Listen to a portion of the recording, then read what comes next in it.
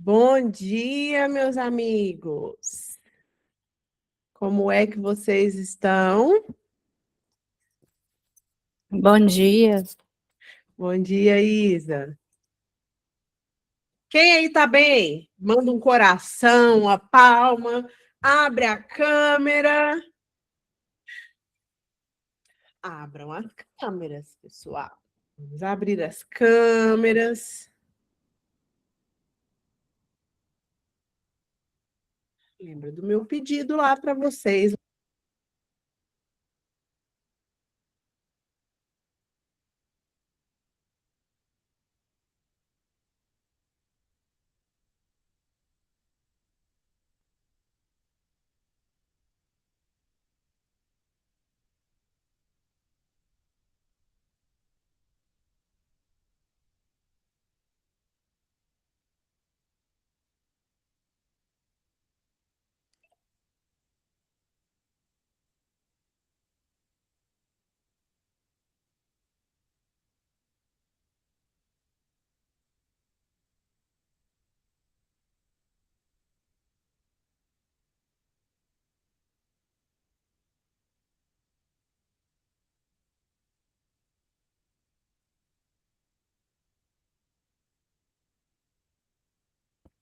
E agora, tá ouvindo?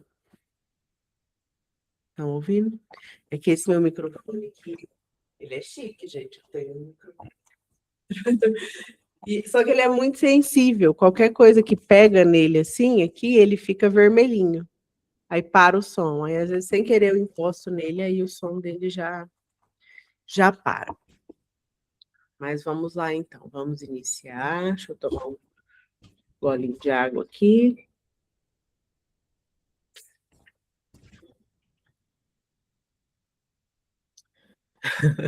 Tá bom, Jaque. Então, paramos aqui no artigo 84 das atribuições do presidente da República. Compete privativamente ao presidente da República, e aqui vocês têm que prestar atenção em competência privativa, exclusiva, tá? Então, sempre grifem quando coloca privativamente, exclusivamente, sempre grifem ali para vocês saberem qual que é o tipo de competência.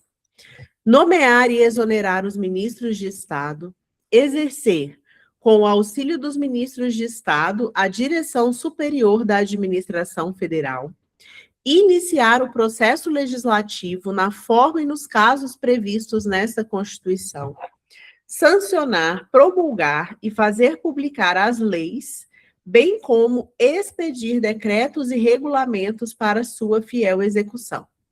Vetar projetos de lei total ou parcialmente, dispor, mediante decreto, sobre organização e funcionamento da administração federal, quando não implicar aumento de despesa, nem criação ou extinção de órgãos públicos.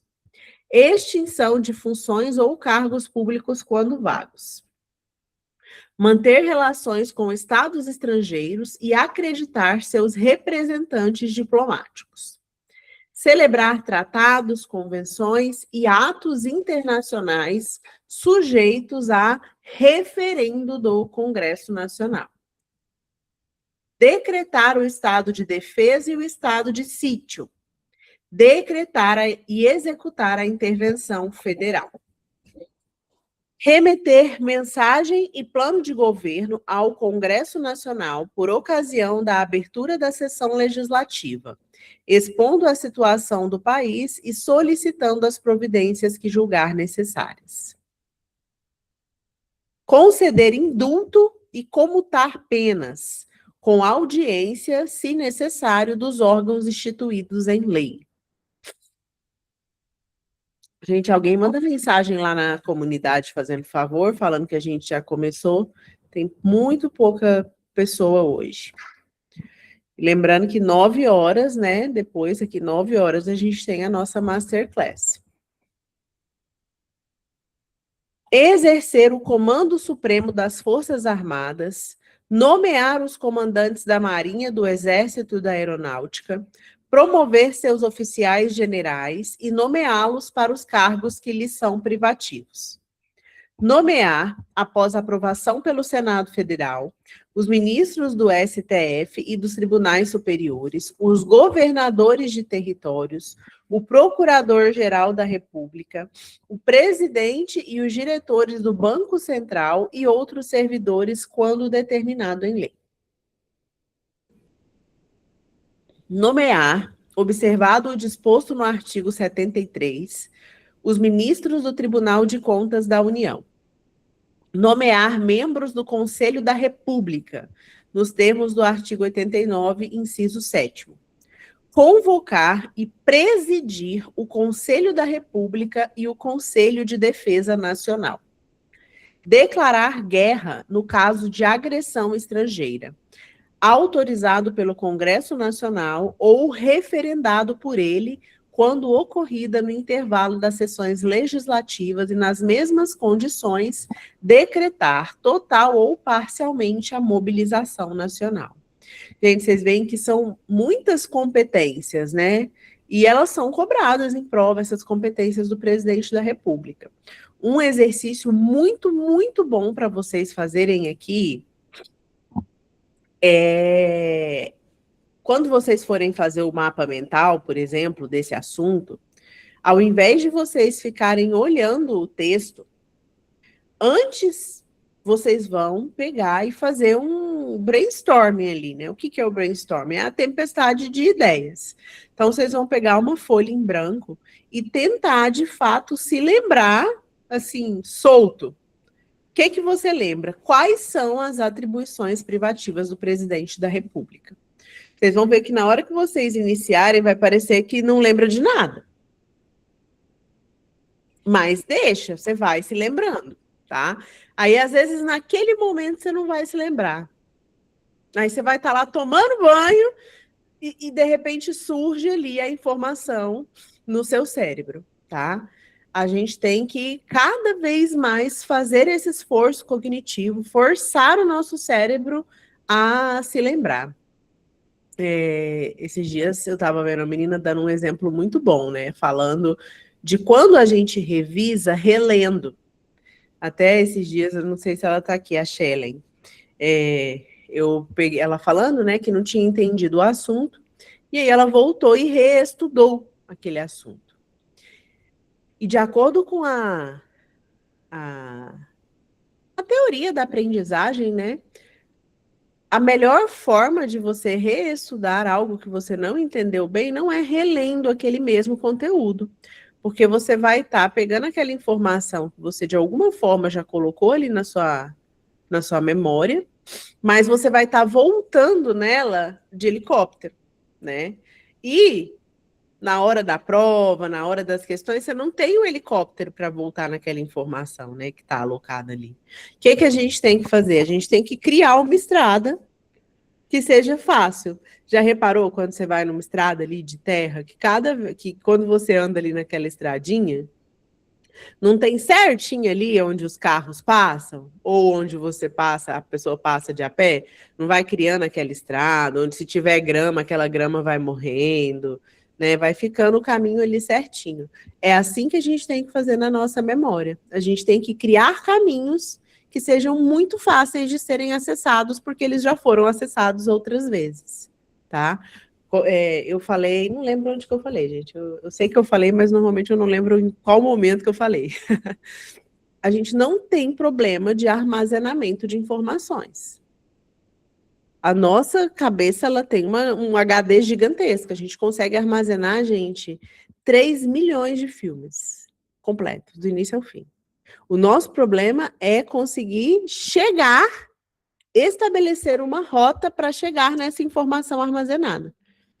Tanto que às vezes a gente lembra de umas coisas assim, nada a ver, né? Você fala, por que eu me lembro disso? Né? Episódios, coisas, você fala, não tem necessidade nenhuma.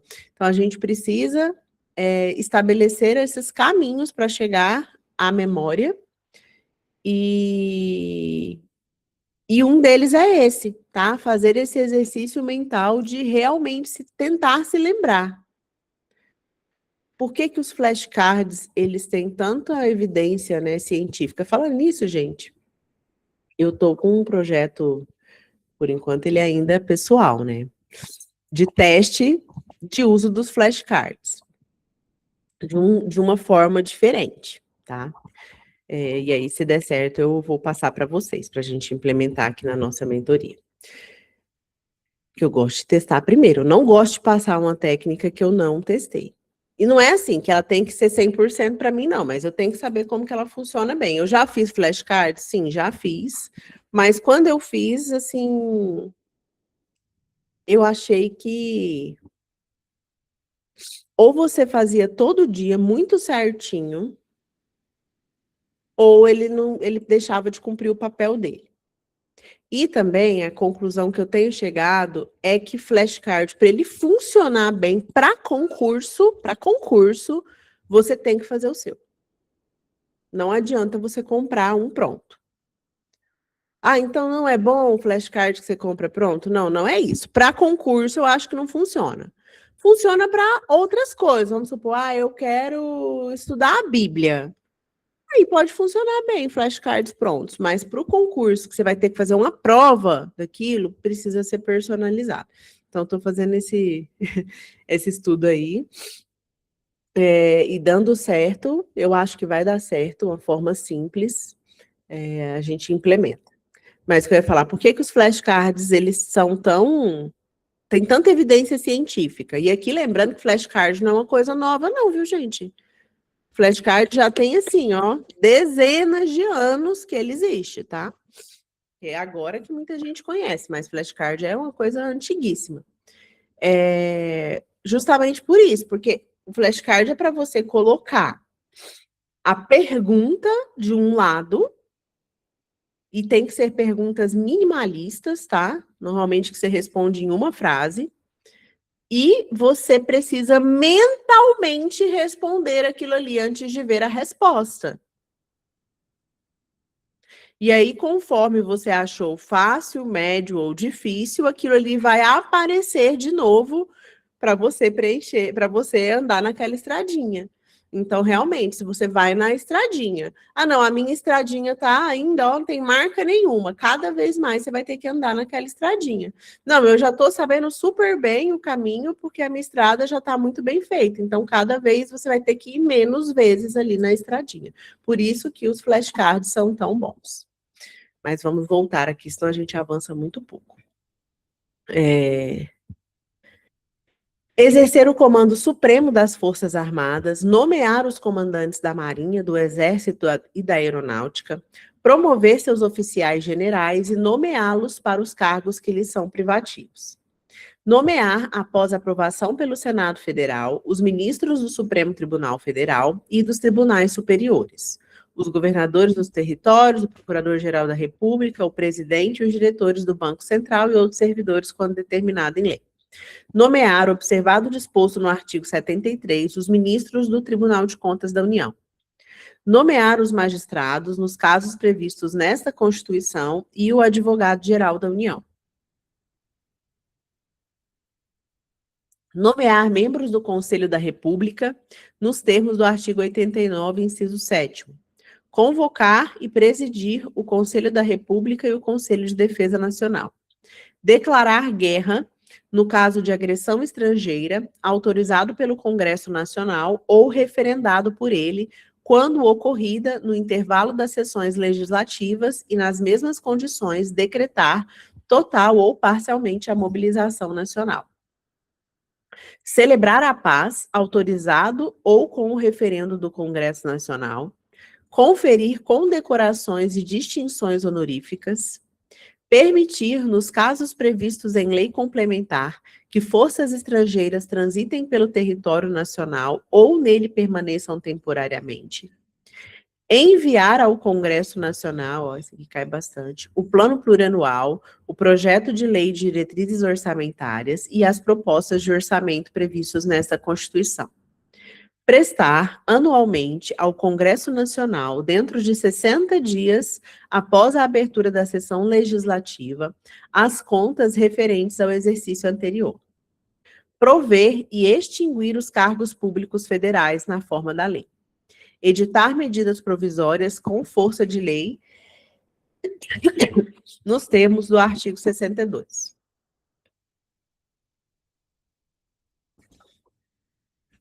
Exercer outras atribuições previstas nesta Constituição. Propor ao Congresso Nacional a decretação do estado de calamidade pública de âmbito nacional. Parágrafo único. O presidente da República poderá delegar as atribuições mencionadas nos incisos 6º, 7º e 25º, primeira parte, aos ministros de Estado, ao Procurador-Geral da República ou ao Advogado-Geral da União, que observarão os limites traçados nas respectivas delegações.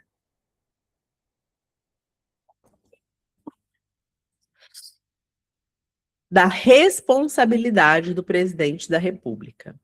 São crimes de responsabilidade os atos do presidente da República que atentem contra a Constituição Federal e especialmente contra a existência da União, o livre exercício do poder legislativo, do poder judiciário, do Ministério Público e dos poderes constitucionais das unidades da Federação, o exercício dos direitos políticos individuais e sociais, a segurança interna do país, a probidade na administração, a lei orçamentária, o cumprimento das leis e das decisões judiciais. Esses crimes serão definidos em lei especial que estabelecerá as normas de processo e julgamento.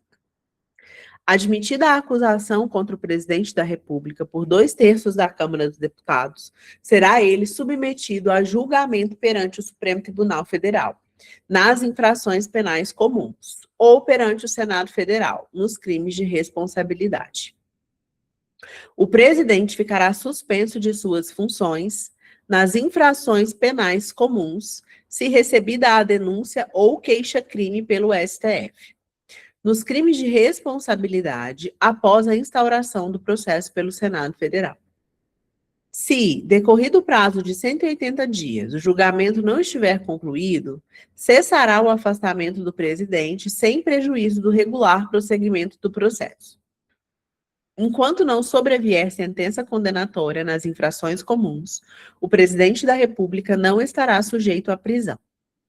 O presidente da República, na vigência de seu mandato, não pode ser responsabilizado por atos estranhos ao exercício de suas funções. Isso aqui fala, né, que é da prerrogativa do cargo. Dos ministros de Estado. Os ministros de Estado serão escolhidos dentre brasileiros maiores de 21 anos e no exercício dos direitos políticos. Compete ao ministro de Estado, além de outras atribuições estabelecidas nessa Constituição e na lei, exercer a orientação, coordenação e supervisão dos órgãos e entidades da administração federal na área de sua competência e referendar os atos e decretos assinados pelo presidente da República. Expedir instruções para a execução das leis, decretos e regulamentos. Apresentar ao presidente da República relatório anual de sua gestão no Ministério. Praticar os atos pertinentes às atribuições que lhe forem outorgadas ou delegadas pelo presidente da República. A lei disporá sobre a criação e extinção de ministérios e órgãos da administração pública. Do Conselho da República e do Conselho de Defesa Nacional. Do Conselho da República. Sabe uma outra técnica de memorização, né, de aprendizagem, de memorização, muito legal. Que você quer saber a diferença ali de conselho, você quer decorar a diferença de Conselho da República e de Conselho de Defesa Nacional.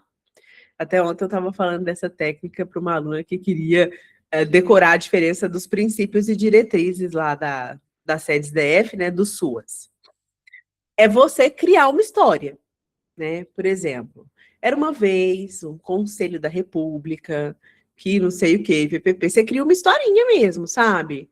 E chegou nesse conselho, num cavalo, o vice-presidente da República, que não sei o que, você cria uma história. E aí você cria uma história antagônica, totalmente o contrário do Conselho de Defesa Nacional, sabe? Por exemplo, o Conselho da República vivia num palácio. Aí já o Conselho de Defesa Nacional vivia na floresta. Sabe? E você vai colocando as palavras-chave. Gente, parece loucura, né? Mas você decora, porque meio que é mais fácil lembrar de uma história, não é? Quanto mais absurdo, melhor, né, David? São umas técnicas de memorização muito boas. Tem uma, essa eu nunca fiz, um dia eu quero fazer, que chama Palácio da Memória, que é você pegar as coisas da sua casa e interligar com termos ou com informações, né? Por exemplo, o sofá são os princípios fundamentais, né? Então, o primeiro assento do sofá é não sei o quê, não sei o quê, esse assento aqui é não sei o quê, a almofada é tal princípio, tal fundamento, entendeu? A mesa é não sei o quê e tal, as coisas da sua casa, sabe? E aí, por um tempo, você pode até colar um papel ali naquele móvel, naquela coisa, e aí chama Palácio da Memória. Tem gente que usa, diz que funciona bem. Nunca usei, depois eu quero testar. Então, o Conselho da República, a Grazi disse que aprendeu isso em um curso de memorização. Processo mnemônico de ligação realmente é muito eficaz. O mnemônico é das letras, né? Então, você vai colocar letras para você lembrar ali e formar um mnemônico. É muito bom também.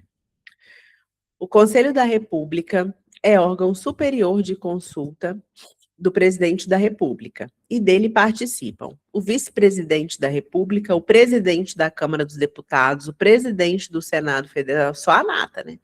Os líderes da maioria e da minoria da Câmara dos Deputados, os líderes da maioria e da minoria do Senado, o ministro da Justiça, 6 cidadãos brasileiros natos com mais de 35 anos de idade, sendo 2 nomeados pelo presidente da República, 2 eleitos pelo Senado Federal e 2 eleitos pela Câmara dos Deputados, todos com mandato de 3 anos, vedada a recondução. Compete ao Conselho da República pronunciar-se sobre intervenção federal, estado de defesa e estado de sítio, as questões relevantes para a estabilidade das instituições democráticas. O presidente da República poderá convocar ministro de Estado para participar da reunião do Conselho quando constar da pauta. Que sumiu aqui para mim. Quando constar da pauta questão relacionada com o respectivo ministério. A lei regulará a organização e o funcionamento do Conselho da República. Agora sim, gente, é óbvio, não é só decorar, né? Não é só memorização. Se você entender o objetivo do Conselho da República e o objetivo do Conselho de Defesa Nacional, né, você também vai ter muito mais facilidade de saber, né, o que é a atribuição ali de um e de outro. Né? Igual aqui, ó, você vê que tem vários membros que são os mesmos, ó. O Conselho de Defesa Nacional é órgão de consulta do presidente da República nos assuntos relacionados com a soberania nacional e a defesa do Estado Democrático. O outro é órgão superior de consulta do presidente da República, né? Ele não fala do que especificamente. Aqui a gente já sabe que o de defesa nacional, a soberania, até porque, né, para defender aí o nosso país, a soberania, e do Estado Democrático. Então, o vice-presidente, presidente da Câmara dos Deputados, do Senado, são os mesmos. Ministro da Justiça, né, aí você coloca quais são diferentes, né? Ministro do Estado de Defesa, Relações Exteriores, Planejamento, comandantes da Marinha, do Exército, da Aeronáutica, esses são específicos, né? Então, também, às vezes, fazer uma tabela, eu gosto muito de tabela. E aí você coloca, né? Quais são iguais, né? Coloca verdinho, igual, igual. Quais são diferentes, né? Então, eu gosto muito, fica fácil de você organizar a informação de forma visual. Compete ao Conselho de Defesa Nacional opinar nas hipóteses de declaração de guerra e de celebração da paz nos termos dessa Constituição. Opinar sobre a decretação do estado de defesa, do estado de sítio e da intervenção federal.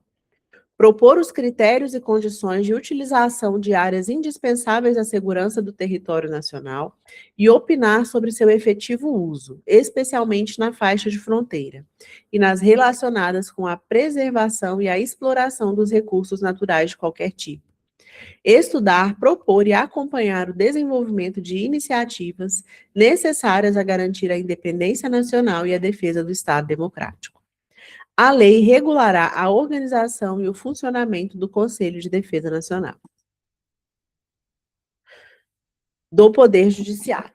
São órgãos do Poder Judiciário: o Supremo Tribunal Federal, o Conselho Nacional de Justiça, o Superior Tribunal de Justiça, o Tribunal Superior do Trabalho, os Tribunais Regionais Federais e Juízes Federais, os Tribunais e Juízes do Trabalho, os Tribunais e Juízes Eleitorais, os Tribunais e Juízes Militares, os Tribunais e Juízes dos Estados e do Distrito Federal e Territórios. Aqui a gente vê uma diferença muito grande, né, do Poder Judiciário em relação ao Poder Executivo e Legislativo. Os juízes, eles são considerados o poder, né? Tanto que eles não são meio que classificados como servidores, eles são classificados ali como membros, né? Igual no Ministério Público também. É membro do Ministério Público, ou seja, ele é o Ministério Público.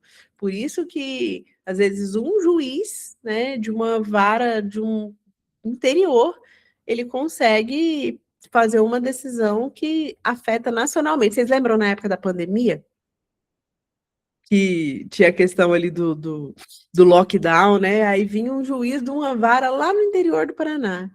E aí aquilo ali tinha efeito nacional, assim, né? Até não sei como que está hoje em dia isso. Tem alguém aí do judiciário, sabe como que está? Se já teve alguma restrição em relação a isso?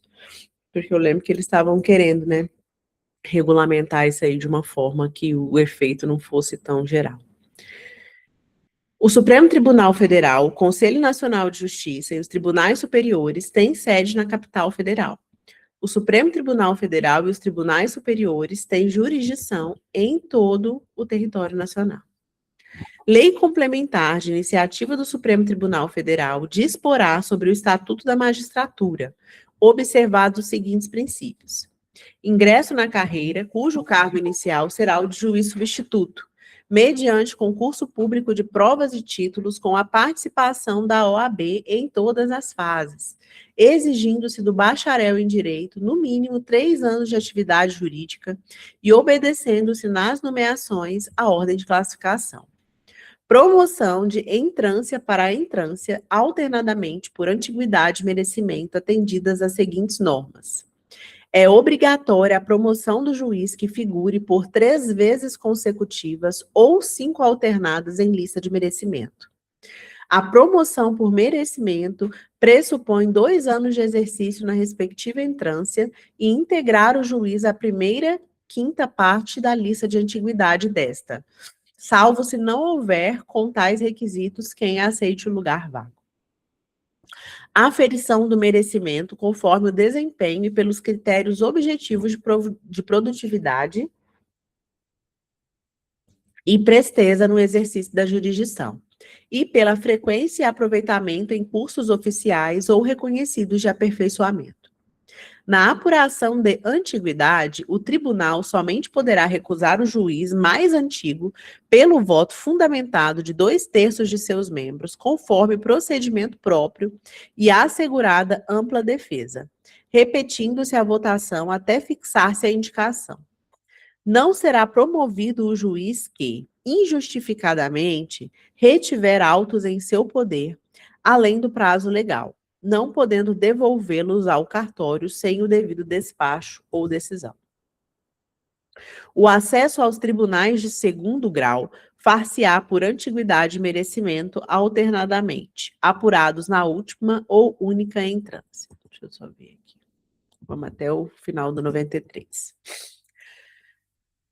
Previsão de cursos oficiais de preparação, aperfeiçoamento e promoção de magistrados, constituindo etapa obrigatória do processo de vitaliciamento a participação em curso oficial ou reconhecido por Escola Nacional de Formação e Aperfeiçoamento de Magistrados. O subsídio dos ministros dos tribunais superiores corresponderá a 95% do subsídio mensal fixado para os ministros do STF, e os subsídios dos demais magistrados serão fixados em lei e escalonados em nível federal e estadual, conforme as respectivas categorias da estrutura judiciária nacional, não podendo a diferença entre uma e outra ser superior a 10% ou inferior a 5%, nem exceder a 95% do subsídio mensal dos ministros dos tribunais superiores, obedecido, em qualquer caso, o disposto nos artigos 37, inciso 11 e 39, parágrafo 4º. A aposentadoria dos magistrados e a pensão de seus dependentes observarão o disposto no artigo 40. O juiz titular residirá na respectiva comarca, salvo autorização do tribunal. O ato de remoção ou de disponibilidade do magistrado por interesse público fundar-se-á em decisão por voto da maioria absoluta do respectivo tribunal ou do Conselho Nacional de Justiça, assegurada ampla defesa.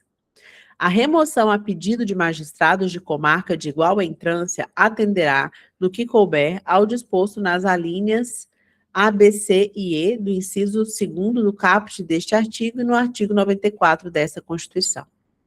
A permuta de magistrados de comarca de igual entrância, quando for o caso, e dentro do mesmo segmento de justiça, inclusive entre os juízes de segundo grau, vinculados a diferentes tribunais, na esfera da justiça estadual, federal ou do trabalho, atenderá, no que couber, ao disposto nas alíneas A, B, C e E do inciso 2º do caput deste artigo e no artigo 94 desta Constituição.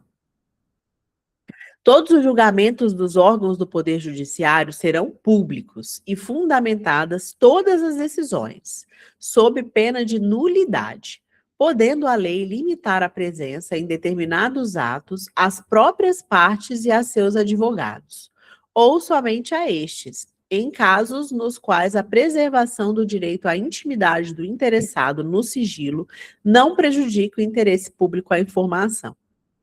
As decisões administrativas dos tribunais serão motivadas e em sessão pública, sendo as disciplinares tomadas pelo voto da maioria absoluta de seus membros. Nos tribunais com número superior a 25 julgadores, poderá ser constituído órgão especial, com o mínimo de 11 e o máximo de 25 membros, para o exercício das atribuições administrativas e jurisdicionais delegadas da competência do Tribunal Pleno, promovendo-se,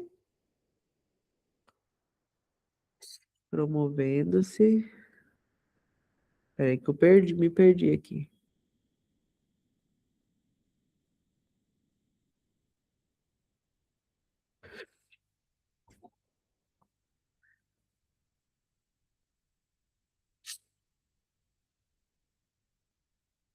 Vou começar de novo aqui do 11, porque eu não estou achando.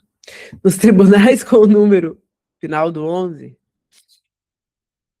então, nos tribunais com número superior a 25 julgadores, poderá ser constituído órgão especial com o mínimo de 11 e o máximo de 25 membros para o exercício das atribuições administrativas e jurisdicionais delegadas da competência do Tribunal Pleno, provendo-se metade das vagas por antiguidade e a outra metade por eleição pelo Tribunal Pleno.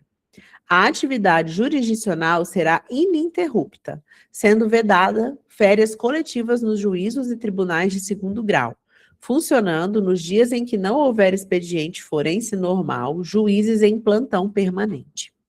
O número de juízes na unidade jurisdicional será proporcional à efetiva demanda judicial e à respectiva população. Os servidores receberão delegação para a prática de atos de administração e atos de mero expediente, sem caráter decisório. A distribuição de processos será imediata em todos os graus de jurisdição. Perfeito. Vamos, então, agora tirar a nossa foto.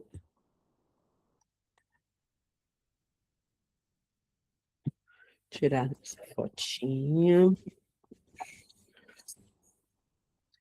Acho que eu tô com uma alergia, gente. Estou com alguma alergia. Sorrisão. E... Muito obrigada, pessoal, pela presença. Vou colocar lá no grupo o resultado da nossa enquete sobre o nosso desafio da constância, tá?